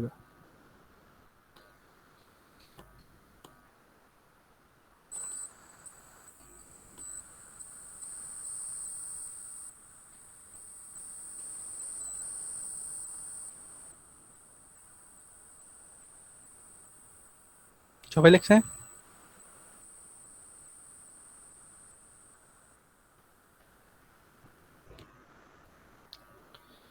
নেক্সট কি আছে এখন? অ্যাডমিক্সচারস। এখন কংক্রিটের প্রপার্টি গুলোকে যেগুলো পরিবর্তন করতে সক্ষম, এগুলোকে আমরা অ্যাডমিক্সচার বলি। অ্যাডমিক্সচার একটা মেটেরিয়াল আর কি, মানে কংক্রিটের যে যেমন লাইক আমরা সেটিং টাইম বাড়াইতাম কমাইতাম, কংক্রিটের স্ট্রেংথ আর ওয়ার্কেবিলিটি বাড়াইতাম কমাইতাম, ওয়ার্কেবিলিটি,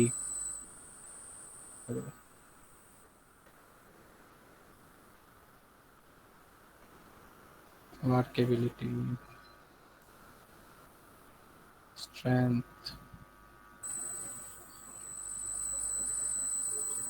এটি বাড়াইতাম কমাইতাম। এটির লেগে আমরা যে প্রপার্টিটা মেটেরিয়াল ইউজ কংক্রিটের মিক্সচারের মধ্যে ইউজ করি, ওটা হলো গিয়া অ্যাডমিক্সচার করা।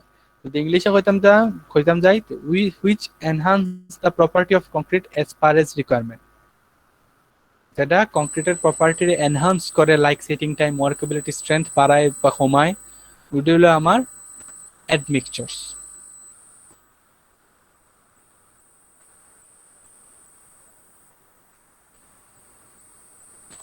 অ্যাডমিক্সচার আমরা 4 প্রকারের ফর্ম।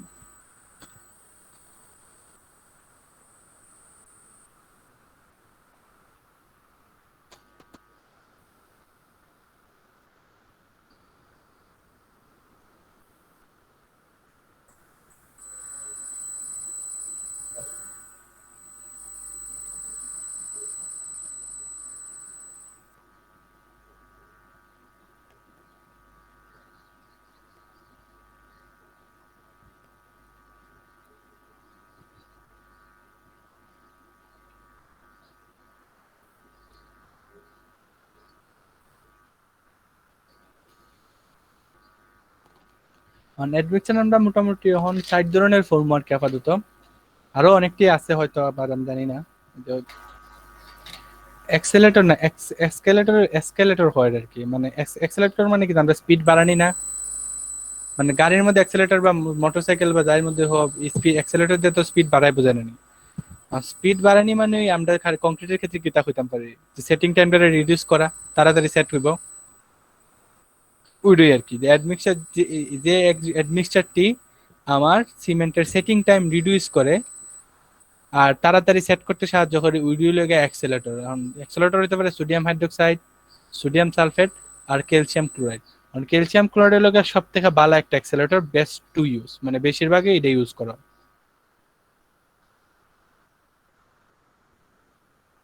এটি admixture which enhance the acceleration, বুঝছিস নি? বাড়ায় বাড়ায়, মানে এনহান্স মানে বাড়ানিও বোঝায়, কমানিও বোঝায়, পরিবর্তন করা। এটি অ্যাডমিক্সচার বা ক্যাটাগরি অ্যাক্সেলারেশন আর কি, সবটি অ্যাডমিক্সচার।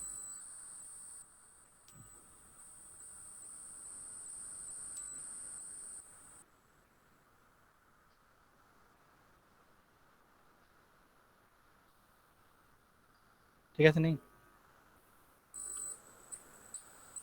নেক্সট হলো গিয়ে রিটার্ডার। রিটার্ডার বলতে মানে এই যে আর আছে, আর দিয়া মানে রিয়েকশন। ওই তো চারটা একটা করে আইতেছে, যে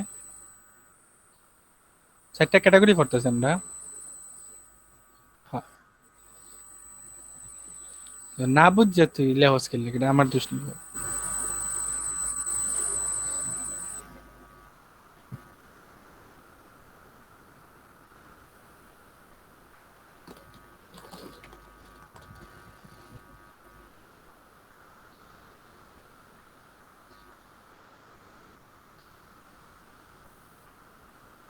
তোমার জানা কোনো কোয়েকশন আছে?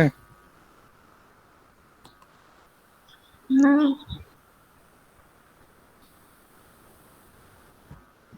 মাঝখানে আমি গ্যাপ দিছিলাম, লাগে তো কিছু বুঝলাম না, বুঝতে দেখা যাচ্ছে।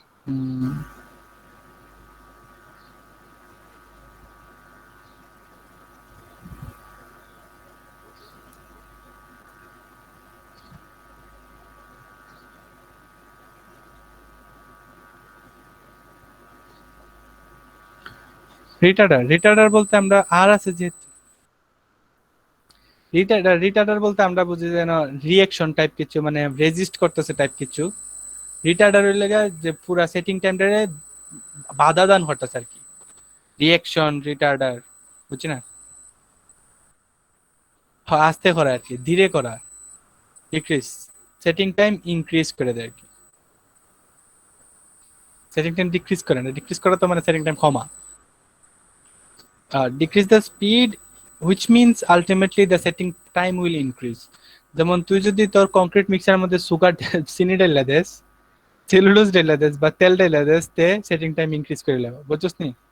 আর জানা, তোর অপছন্দের কিছু যদি কনস্ট্রাকশন হইতাছে, তুই কেটে তেল ঢেলে দিবে। সেটিং টাইম ইনক্রিজ মানে কি, তা সময় মানে বাড়বো না? সময় বাড়বো শুকাইতে, এটাই তো। হয় ডই।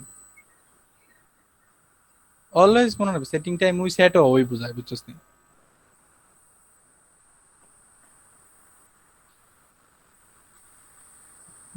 বুঝছি না। মার্জানা যদি বা নিতুর যদি কোনো কনস্ট্রাকশন পছন্দ না, ডাইরেক্ট জল ঢেলে দিবি, জল না, তেল ঢেলে দিবে। তুই আগে বানা, অফার দিব।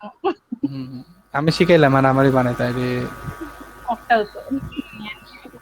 গরুর উপরে না, আমার সমস্যা না, আমি সিমেন্ট ঢেলে দিব বেশি করে, শেষ আবার জায়গাতে গরুই তো হইলাম, গরু হয়ে যাবে শুনতে শুনতে। আচ্ছা, এয়ার এন্ট্রেনার বলতে আমরা কি পারি? বাতাস ঢুকানানি, বাতাস ভরা। যদি আমরা আলকা ভাবে এটার মধ্যে বাতাস ভরে দিই নানি, ইউজ টু ইনক্রিজ ওয়ার্কেবিলিটি। যেমন আমরা সোপ বাবল, ভেসিন রেসিন, ভেসিন রেসিন কি তো জানি না, ভেসিন রেসিনটা দেখালাম। সোপ বাবল তো বুঝি সাবানের ফেনা দিলাম আর কি কংক্রিট মিক্সের মধ্যে। আর ভেসিন রেসিনটা এখন দেখুন তোরা লিখলে পাবো।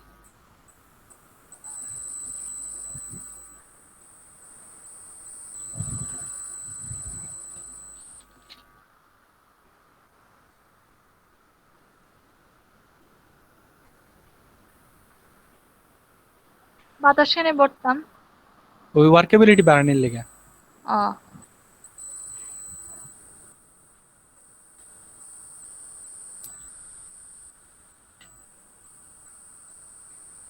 বুঝছি না বাতাস বোর্ডটা ওয়ার্কেবিলিটি বাড়ানোর লেগে তুই বাতাস পড়বে কোন জায়গায়? ও কংক্রিটের ভিতরে। কংক্রিটের মধ্যে তুই সাবানে ফেনা ঢুকাই দিবে, বুঝছিস নি? কংক্রিটের মিক্সচার যে আছে না, নি কংক্রিটের মিক্সের মধ্যে সাবানে ফেনা যদি ঢুকাই দেয়, এটার মধ্যে বাতাস অটোমেটিক ঢুকে যাবে আর কি। এয়ার বাতাস ভরার কি হইতে এয়ার এন্ট্রেন্স মানে এয়ার ঢোকার একটা জায়গা হয়ে দেওয়া। আর এয়ার ঢুকতে এয়ার ঢোকার জায়গা হলে ওয়ার্কেবিলিটি ইনক্রিজ করে। বেসিন ওয়ার্কেবিলিটিটা আমার ক্লিয়ার অন না, কিটা ক্লিয়ার মানে এটা ফরিস নিতে যখন আবার শুরুতে পড়বে না, সব ক্লিয়ার হবে। বেসিন রেসিন একটা ইউ আর কি, সাবানে ফেনার মতো একটা মেটেরিয়াল মেবি বেসিন রেসিন। তাই হোক, কাজ করার ক্ষমতা আর কি, কাজ করার ক্ষমতা বলে। আর 4 নাম্বার হলো plasticiser, which induce plastic nature in concrete. মানে কংক্রিটটার একটু মানে প্লাস্টিক প্লাস্টিক ধর্ম, মানে লেগে একটার সাথে একটা চিপকায় থাকে না প্লাস্টিক, মানে আলটিমেটলি হতে পারে কোহেশন বাড়াই দিব।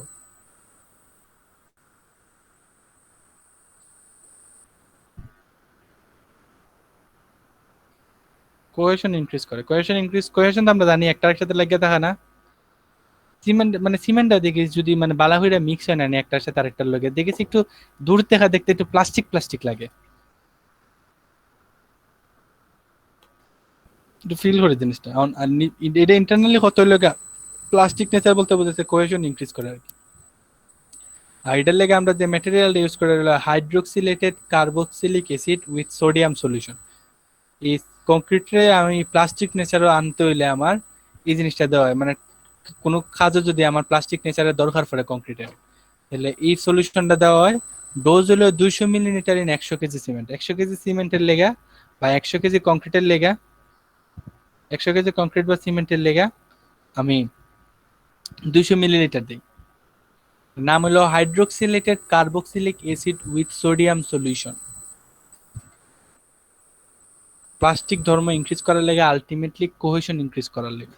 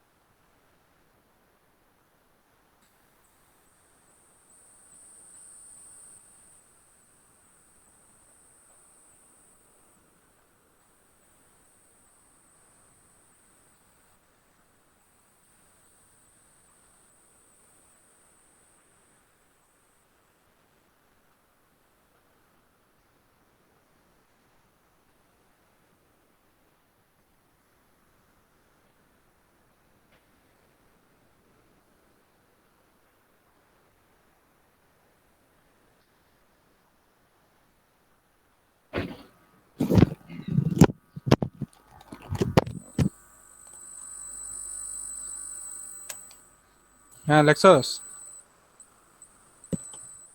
হ্যালো হ্যালো, তোরা সবাই মিউট। ওইটা কত সময় লাগবে আর? আর সাইড পেজ আছে তো।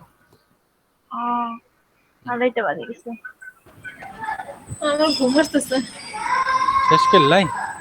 নতুন ক্লাস করার সামনের দিন আরসিসি ফর্ম নতুন দিন। আমি যাওয়ার লাগবো। ওকে আমি শেষ করি আমার কাজ। ওকে, টাটা। ভিডিও দেখে লিস। ওকে শালি আসোস? হ্যাঁ শালি মিউট করে কথা আসলে শেষ শেষ নিলে হদুর লেখা শেষ নেই। এখন আমরা কংক্রিটের কিছু ডিফেক্ট দেবো। কংক্রিটের মানে দুইটা করে তিনটা ওটা আছে। আর তিনটা ডিফেক্ট নিয়ে আলোচনা করা হয়েছে। একটা হলো গিয়া সেগ্রিগেশন, ইফ্লোরেন্স আর ব্লিডিং। ঠিক আছে, আমরা তিনটা একটু দেখাই কিতা কিতা। সেগ্রিগেশন,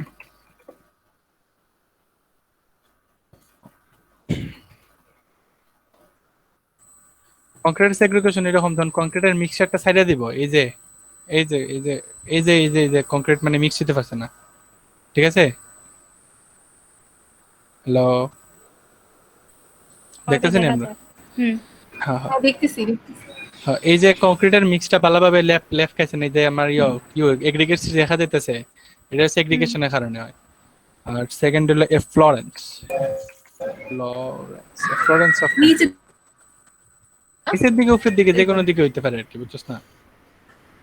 আর এরকম সাদা সাদা একটা স্তর পড়া দেখিস মাঝে মাঝে অনেক বাসার কংক্রিটের মধ্যে থাকে।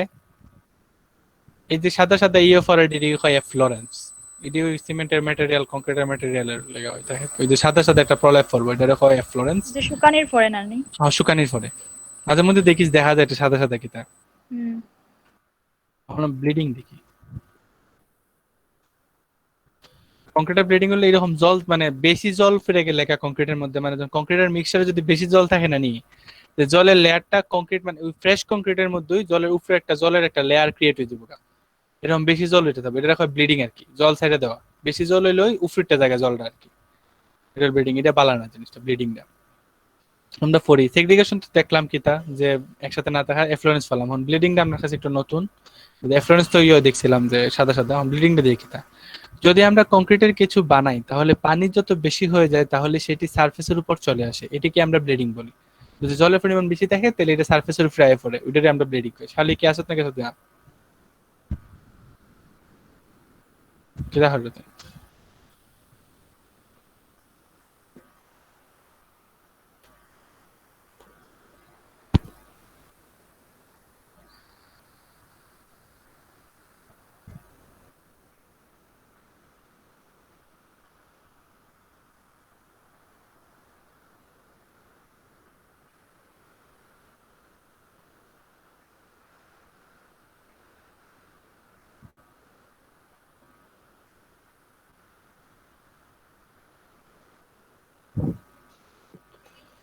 এখন তাহলে ব্লিডিং তো হইলো, এখন ব্লিডিংটা আমরা বন্ধ করতে পারি কেমনে?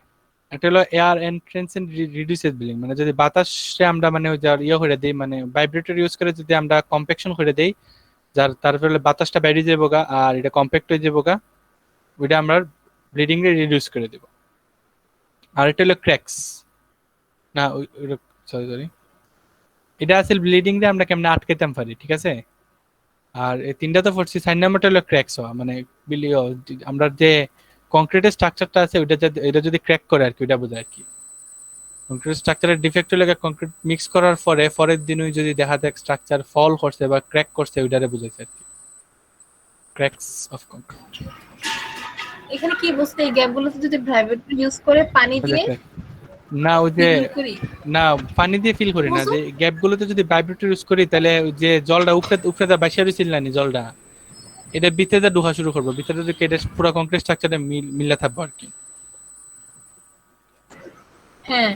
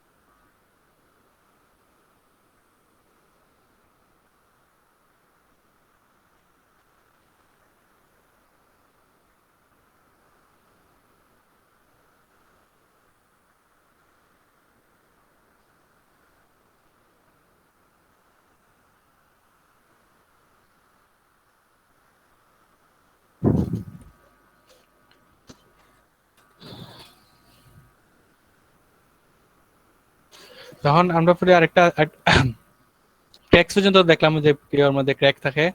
অন্য লেগা আরেক ধরনের একটা সিমেন্ট আরেক ধরনের একটা কংক্রিট পাওয়া যায়, যে আমরা ফর্মুলার মধ্যে যদি জাস্ট ফাইন কোর্স এগ্রিগেটের জায়গায় যদি এয়ার এন্টেনার মানে বাতাস ঢুকাই দেওয়ার একটা ব্যবস্থা করতে পারি, তাহলে যে নতুন ধরনের কংক্রিটের সৃষ্টি হবে ইরেটেড কংক্রিট মনে হয় নাকি তারা ইরেটেড কংক্রিট ইরেটেড কংক্রিট মানে বিভিন্ন স্ট্রাকচারের ডিজাইনের লেগে এরকম মানে বাতাস বাতাস যে এরকম যে খাদা খাদা ডিজাইন আছে না, এইসব ডিজাইন আনার লেগা কংক্রিট মানে এরকম সারফেসটা যাতে স্মুথ না থাকে এরকম ডিজাইন আনার লেগে আর কি এরেটেড কংক্রিট মানে এরেটেড কংক্রিট মিক্সটা ইউজ করে মাঝে মাঝে কি, যেটা আলটিমেটলি এরেটেড কংক্রিট কয়। ফর্মুলা পুরোটাই সেম, জাস্ট খালি কোর্স এগ্রিগেটের জায়গায় এয়ার এন্ট্রেনার ঢুকাই দেওয়া হয়। এমন না যে বাতাস ঢুকাইলে স্ট্রেংথ খুব কম থাকবে, has a good strength, not great strength but good strength, মানে অত খারাপও না বাট স্ট্রেংথ চলে, কারণ আমরা বেশিরভাগ এটা ডিজাইনের লেগে ইউজ করি। আর মেইন প্রপার্টিজ হলো এটা একটা লাইট মেটেরিয়াল এটা, আর স্ট্রেংথ নর্মাল, না বেশি না কম, ইটস এ ব্যালেন্স স্ট্রেংথ। আর এটা ইউজ করা হয় যে যেমন হিট আইসোলেশন, ধর মানে বিদেশের মধ্যে কেন যেসব জায়গার মধ্যে ঠান্ডা বেশি ওইসব জায়গায় হিট আইসোলেশন করার লেগা এই কংক্রিটটা আমরা ইউজ করতে পারি। এটা একটু ফায়ার রেজিস্টিং নর্মাল কংক্রিট থেকে বেশি better fire resistance than ordinary concrete. আর used mostly to precast structure আর অটোক্লেভ বক্স, মানে বেশিরভাগই প্রিকাস্ট মানে আগের থেকে যে স্ট্রাকচারটি বানানি থাকে, যেমন ব্রিজের লেগা কইছিলাম অটোক্লেভ বক্স কেটে দেখতে অটো বক্স, এটির অটোক্লেভ বক্স মানে ইটের চাক্কার মতো আর কি হতে গেলে। এই বক্সটি বানানোর লেগা আর প্রিকাস্ট স্ট্রাকচার বানানোর লেগা এটা বেশিরভাগ ইউজ করা হয়।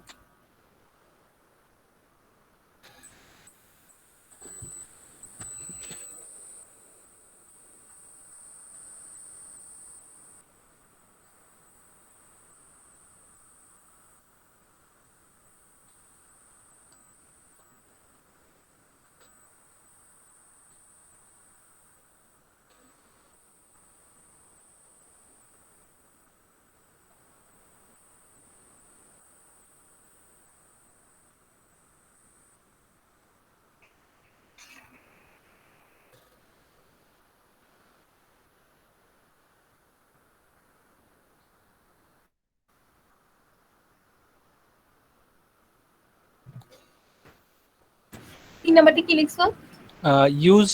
used mostly আর কি, used mostly to precast structure or autoclave box.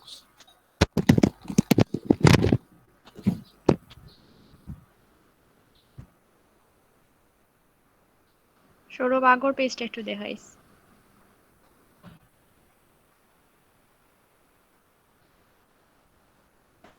নিচে কি স্ট্রাকচার অটোক্লেভ বক্স, অটোক্লেভ কি আবার?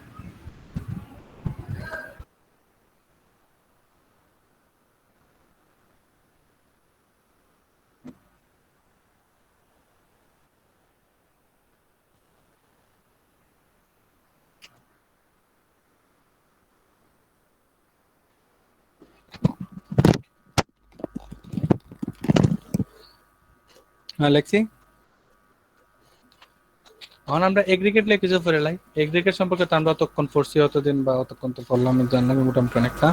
এগ্রিগেট দুই ধরনের আছে, ফাইন এগ্রিগেট আর কোর্স এগ্রিগেট। ফাইন এগ্রিগেট হয় আমরা বালু, কোর্স এগ্রিগেট হয় আমরা পাথর। কংক্রিট মিক্সের মধ্যে এগ্রিগেট আমরা বালু ফিলার হিসেবে ইউজ করা হয়, আর পাথরটা ইউজ করা হয় আমরা স্ট্রেংথ দেওয়ার লেগে কংক্রিট মিক্সের মধ্যে। মানে এগ্রিগেট একটা সংজ্ঞা দেখি, এগ্রিগেট এই দুইটা জিনিস মনে রাখিস, used as a filler, give strength. আমাদের কি সংজ্ঞা কেমনে সাজে? The aggregate is the material which is used as a filler material as well as for providing the strength in concrete. বুঝতেছি? সংজ্ঞাটা কিন্তু অনেক সুন্দর আর কি, মানে মানে তখনই তোরে কেউ খুব এগ্রিগেট কিতা তুই জানো ফাইন এগ্রিগেট আর কোর্স এগ্রিগেট দুই ধরনের থাকে। আর কোর্স ফাইন এগ্রিগেট আমরা বালু দেয়, আর বালু আলটিমেটলি ফিলার হিসেবে কাজ হয়, আর পাথর আমরা আলটিমেটলি স্ট্রেংথ প্রোভাইড করে। তাহলে আমরা সংজ্ঞাটা হইতে পারি যে aggregate is the material which used as a filler material as well as for providing the strength in the concrete. Easiest সংজ্ঞা of the concrete. on classification as the basis of size, সাইজের উপরে base করে classified করা যায়, শেপের উপরে base করে classify করা দেব। আপনার আর কি আছে এফ বাই ই ফাইনার, ঠিক আছে।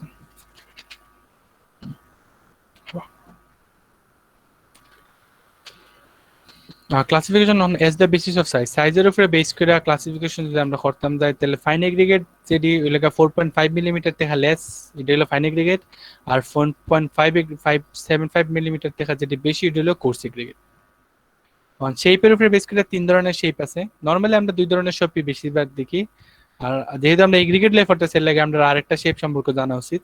প্রথমটা হলো সার্কুলার। সার্কুলার জানি আমরা যে পাথরটি গুল্লা গুল্লা পাথর, বা বালুর ক্ষেত্রে ধর বালু তো গুল্লু গুল্লু হয়, আবার কিছু কিছু বালু শার্প হয় ডিটেলে দেখতে গেলে, ওই রকমের সার্কুলার। কিছু বালু আবার অ্যাঙ্গুলার শেপেরও আছে, শার্প আছে এরকম আর কি, বা কিছু কংক্রিট অ্যাঙ্গুলার শেপেরও আছে, শার্পও আছে এরকম, অ্যাঙ্গুলার আছে সার্কুলার আছে, নেটো সার্চ দিলে হবে। আর কিছু পাথর আছে ফ্লেকি বা ইলংগেটেড। 3 নাম্বারটা হলো ফ্লেকি বা ইলংগেটেড। ইডি কি তাই, ইডি একটা ছবি দেখবো আমরা।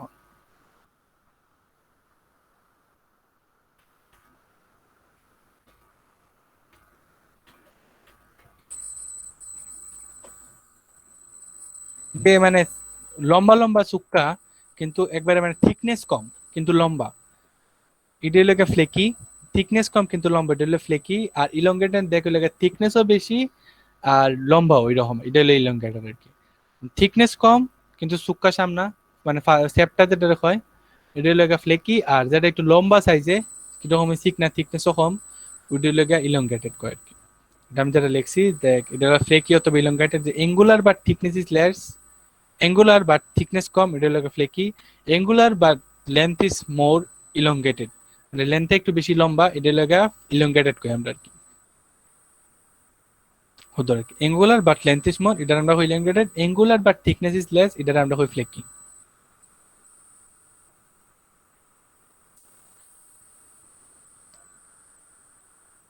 তারপরে ফাইনেস ভ্যালু, কয়েকটা জিনিস একটু মনে রাখবো আমরা, দেখা বুঝছি না আগেরটা। উপরের পেজটা একটু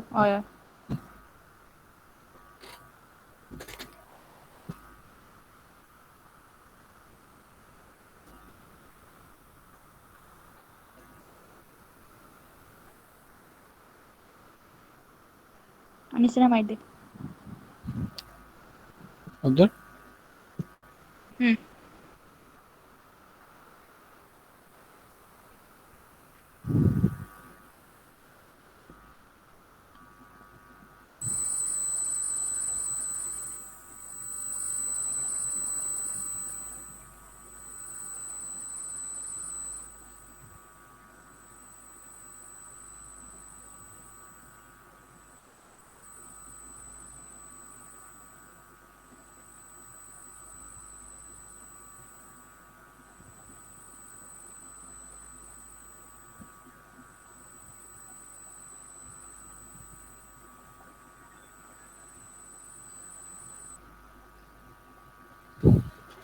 অন ফাইনেস ভ্যালু, যে আমরা যে সেন্ডের মধ্যে ফাইনেস মডুলাস দেখছিলাম ওইটার উপরে ডিপেন্ড করে যে আমরা যত রিসিভ থাকে,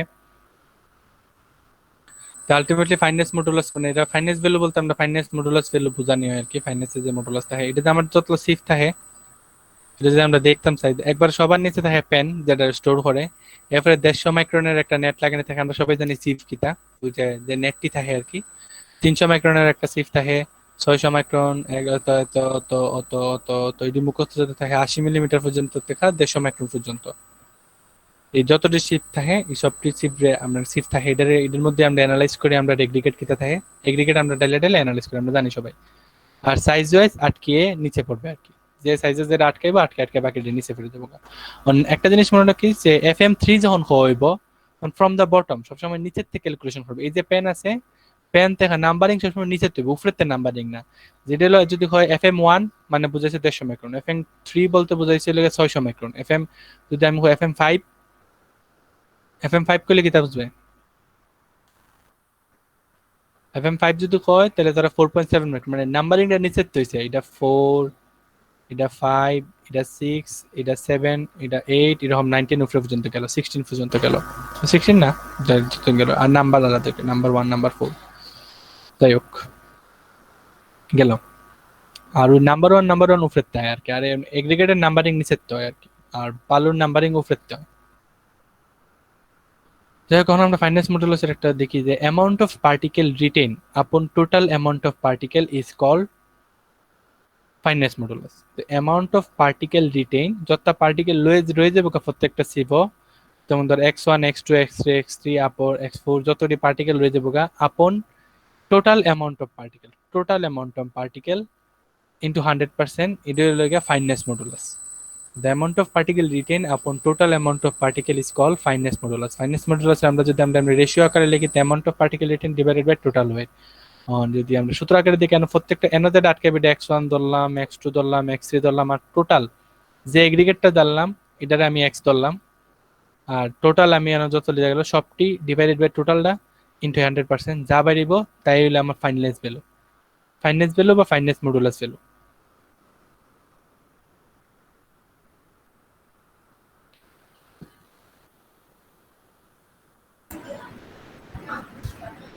1.18 এর নিচে 600 এলএল কি? এলএলটা কি? এলএল কই ফেলে ওই যে পেনের উপরে দেখ 150 এলএল।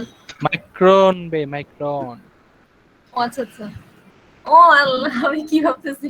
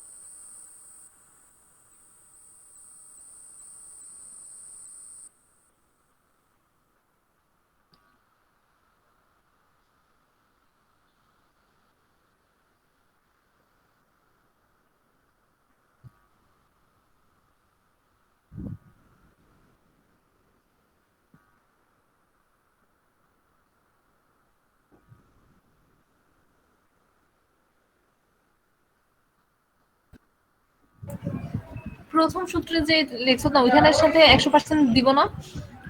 হয় এর সাথে এটার সাথে মানে অঙ্ক করার সময় 100% আর কেন তো আর লেখা লাগে না পার্সেন্টেজ। এটা সংজ্ঞারে আমি ব্যাঙ্গা লিখছি আর কি, যে অ্যামাউন্ট অফ পার্টিকেল রিটেন, এটা তো আবার সেন্টার ক্ষেত্রে লিখতে পারবে, সমস্যা নাই একই জিনিস। যদি সেন্টারটা মনে একটু বড় সংজ্ঞা দিয়ে দিছি, এটা সেম জিনিস লিখতে পারে, যে অ্যামাউন্ট অফ পার্টিকেল রিপেন upon the total amount of particle is called fineness modulus বা ফাইনেস ভ্যালু।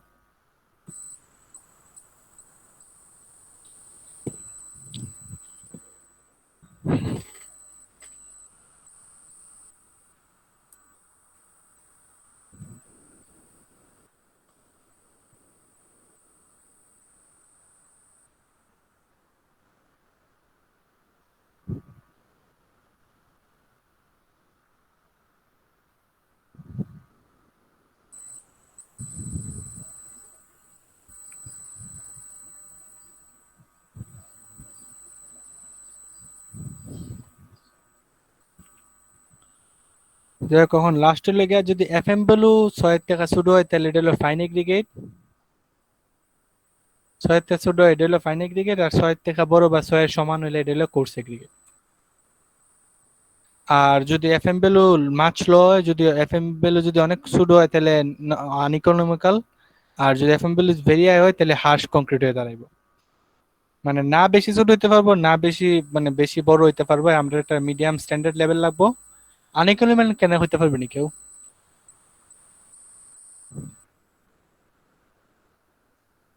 এটা ইউজ করা যাইতো না। ইউজ করা যাইবো কিন্তু মনে কর যে যদি জায়গা কম লইব না নি, যার কারণে আমার অন্যান্য মেটেরিয়াল বেশি ডালা লাগবো, বুঝছিস না? এটা তো ফিলার মেটেরিয়াল, ফিলার মেটেরিয়ালও যদি সুডো হয় না নি তা অন্য তো আমার বেশি ডালা লাগবে, আলটিমেটলি আমার কস্টিং বাড়তেছে। বা এটা যেহেতু সুডো না নি মানে ধর স্ট্যান্ডার্ড যেটার এটার 1 কেজি আর একবারে ফাইন যেটার এটার 1 কেজির কিন্তু পরিমাণ আছে, মানে কম হইব, মানে ইকুয়াল টু হইতে পারতো না, ইকুয়াল টু হইতো না আর কি। মানে ধর এটা বেশি লাগবে আর কি আলটিমেটলি, যদি আমি এটা আনি না নিতে আমার বেশি কিনে আনা লাগবে, আর প্রত্যেকটা ফুটের ওই বালুর দাম বেশি লেগে আর কি। বা যে কোনো ক্ষেত্রে ওই যে তুই ফাইন্যান্স মডুলাস কম বা ছোট আলটিমেটলি দূরে আর কি। ফাইন্যান্স মডুলাস যদি বেশি কম হয়ে যায় তা আনইকোনমিক্যাল, আর ফাইন্যান্স মডুলাস যদি বেশি হাই হয়ে যায় তা হার্শ মডুলাস। এর মাধ্যমে আমরা কমপ্লিট ফুল কমপ্লিট